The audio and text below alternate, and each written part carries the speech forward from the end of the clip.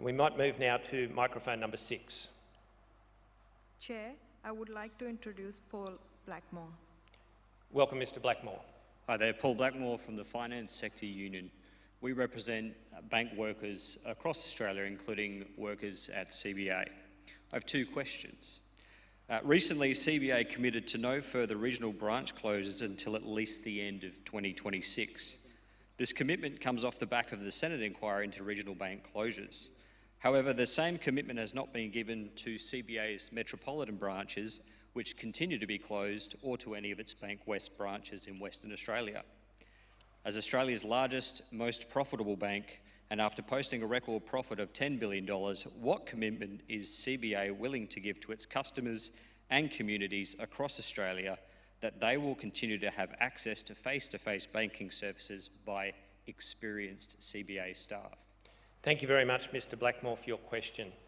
Firstly, just to acknowledge that CBA has the most branches and ATMs of any bank in Australia, and that 40% of our branches are in regional areas. We have made a commitment that there will be no regional branch closures, as you mentioned, for the next 3 years.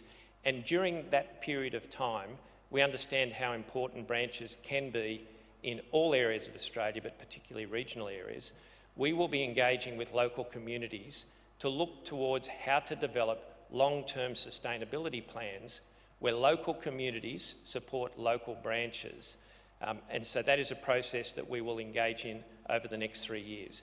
In relation to our urban footprint, we will continue to look at what is the right footprint in urban areas, and we've opened some branches, but we are closing others.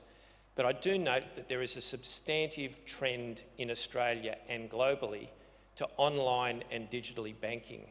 92% of our customers engage online. We have to have the best, most interactive, usable online interface for customers, and we're investing billions in that regard. But equally, those customers who choose to engage physically, as I said, we have the largest footprint. That's CBA's legacy, and it's something that we will continue to focus on. But we're clearly calling out that over the next 3 years, a lot of work has to be done to get community engagement, particularly in regional areas, to engage in how to develop sustainable branch models with experienced staff, and we can't do anything without experienced, motivated and capable staff in our entire branch network. I think you have a second question. I have a second Blackmore. question, thank you. Despite CBA's record profit of $10 billion, we're aware of that this year alone, CBA has cut over 1,000 Australian jobs in retail operations and other areas of the business. This undoubtedly has an impact on those workers directly affected by redundancy and those who remain working at the bank, picking up the workload of those who have left, all who have helped to contribute to the bank's success. CBA publicly is quick to point out that the headcount has increased by 700 people to 54,000. Looking at this year's annual report at page 42, CBA's Australian workforce has actually reduced by 4% from 38,000 to 36,697. It's the only jurisdiction to see a reduction.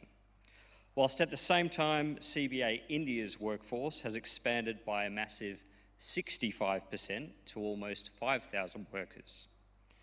As Australia's largest, most profitable bank, what guarantee will CBA give to its Australian workforce about their ongoing job security, and what is CBA doing to invest in secure local jobs?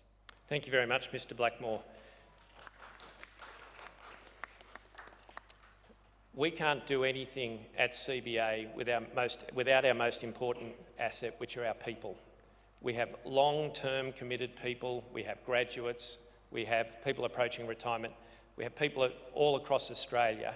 CBA will always involve itself in working with its people to provide career opportunities, career development, career learning in a safe and empowering workplace. We're involved in an incredibly competitive environment, whether it's big tech competition coming from overseas that only operates here through the internet, whether it's new competitors in the Australian market, or whether it's a change in shape, as I mentioned before, of having to engage digitally with our customers. In that context, we have to continually reshape, restructure and change the skills that we have in the bank. We've set up engineering hubs where we're hiring in engineers in most of the major cities in Australia to support that investment. We also have significant requirement, particularly in the areas of KYC rules, which involves us validating the details of every new customer. Every bank in Australia, every regulated entity almost in Australia also has to undertake that activity. There are not the skills in Australia to meet that need, and it is a manual, people-oriented role. In that perspective, and we've done this for a long time, is we've gone to other countries to source those skills to complement our Australian activities, but with the weight of activity in Australia. And in call centres, for instance, they're all in Australia. So CBA is committed to Australia. We're absolutely integrated to Australia. We will always have a large workforce in Australia. We will be modifying that workforce, but where we have to, we will complement that with skills from wherever we need to attract them. So as the economy changes, we need to change with it, but we cannot do it anywhere without our really good, committed Australian staff. So thank you for your question.